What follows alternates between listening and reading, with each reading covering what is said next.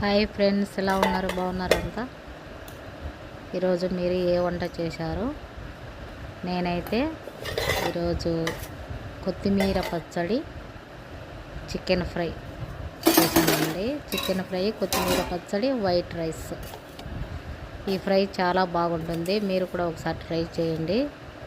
దీంట్లో మసాలాలు అయితే ఏం వేయలేదు. కారం, ధనియాల పొడి, చికెన్ మసాలా, కరివేపాకు, కొత్తిమీర, పచ్చిమిర్చి. చాలా బాగుంటుంది. రసంలోకైనా పచ్చడిలోకైనా మీరు కూడా ఒకసారి ట్రై చేయండి.